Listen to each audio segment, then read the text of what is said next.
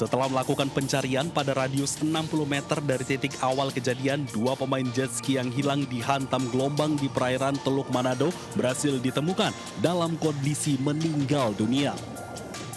Lokasi kedua korban yang ditemukan berdekatan di kedalaman 20 meter. Kedua korban langsung dievakuasi ke dermaga Manado Bay dan dibawa ke Rumah Sakit Bayangkara Polda Sulawesi Utara. Itu dilaksanakan oleh tim penyelam sorti kedua ya. Jadi sorti pertama melakukan penyelaman, sudah menemukan korban yang pertama, terus yang kedua ini ditemukan pada pukul 11.40 ya, dengan jarak sekitar 30 meter dari korban pertama. Itu dengan kedalaman masih sama sekitar 20 meter. Sementara kepolisian dari Subdit Patroli Direktorat Polair Polda Sulawesi Utara masih menyelidiki penyebab pasti kecelakaan tersebut. Ya, kami dari Direktorat Polair Polda Sulut sudah melakukan penyelidikan dari tim lidik di Polair Polda Sulut. Penanganan. Sudah pemeriksaan saksi-saksi, Pak? Dalam penyelidikan sudah diturunkan tim lidik. Sebelumnya, kedua korban bersama temannya bermain jet ski di perairan Megamas Manado dengan kondisi laut bergelombang tinggi. Ketiganya tidak mengenakan pelampung. Diduga jet ski yang mereka tumpangi terbalik dihantam gelombang. Satu penumpang berhasil ditemukan selamat oleh nelayan, sementara dua lainnya hilang. Dari Manado, Sulawesi Utara, Jeffrey Langi, iNews melaporkan.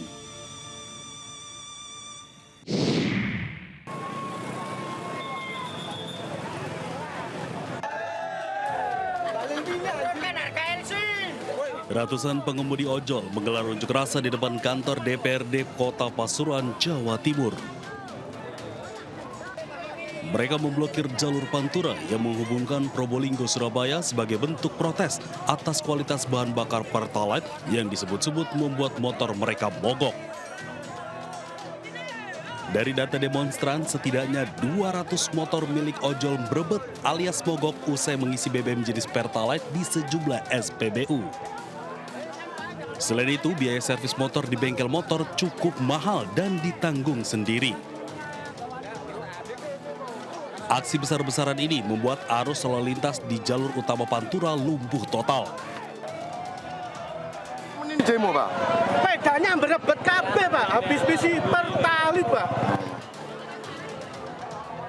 Akibat aksi ini, polisi terpaksa menutup jalan Pantura dan mengalihkan arus lalu lintas ke jalur alternatif. Dari Pasuruan, Jawa Timur, Jaka Samudra, iNews melaporkan.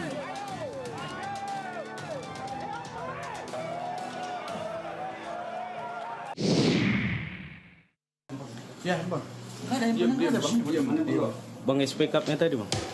Satuan Reskrim Polres Langkat, Sumatera Utara menangkap pelaku pengancaman dan pemerasan di salah satu hotel di Kota Medan. Pelaku ditangkap atas laporan korban seorang mahasiswi. Dari hasil pemeriksaan, pelaku sudah 2 kali meminta uang kepada korban dengan total mencapai Rp2.960.000. Sebelumnya korban mengaku diperkosa oleh pelaku dan direkam menggunakan ponsel.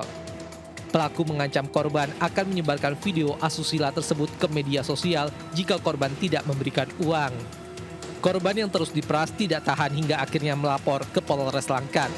Wanita yang memberanikan dirinya menemui Kapolres untuk menceritakan tentang problematika yang sedang dialaminya, di mana korban selalu menerima chat ataupun pesan direct message dari tersangka yang melakukan pengancaman akan menyebarkan video pribadi miliknya ke publik.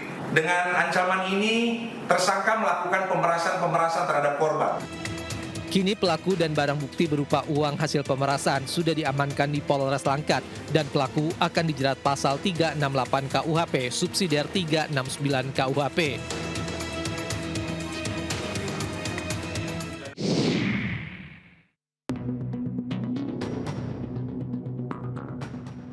Pemuda berinisial TH diamankan warga setelah melakukan tindakan pelecehan dan penganiayaan terhadap seorang wanita yang sedang sholat di Masjid Darul Iman, Kecamatan Bumiwaras, Kota Bandar Lampung.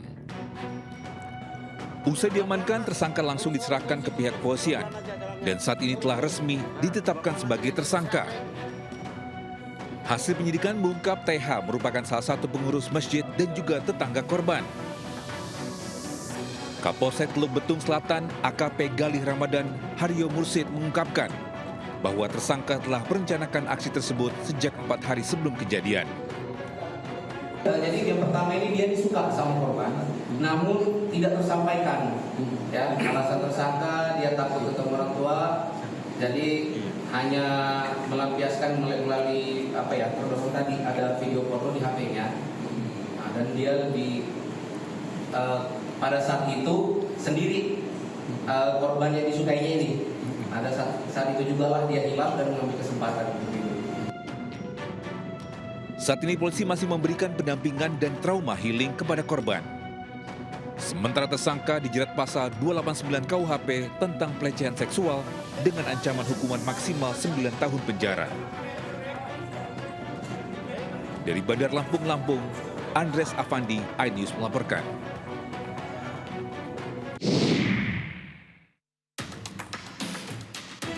Kamera pengawas merekam aksi pencurian di depan sebuah toko elektronik di Kecamatan Padang Selatan, Kota Padang, Sumatera Barat.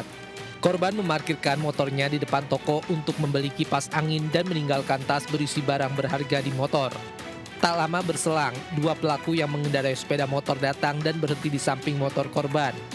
Satu pelaku turun dan berpura-pura masuk ke toko, sementara rekannya menunggu di atas motor. Dalam hitungan detik, tas milik korban langsung diambil pelaku. Mirisnya, tas tersebut berisi gaji pertama korban bekerja di minimarket sebesar Rp1.200.000, juga berisi 2 unit ponsel serta identitas diri.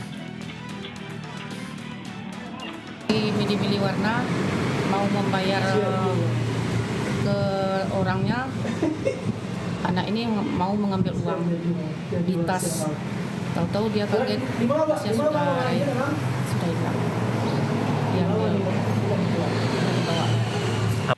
Korban berharap pihak kepolisian dapat segera menangkap pelaku serta mengembalikan barang miliknya.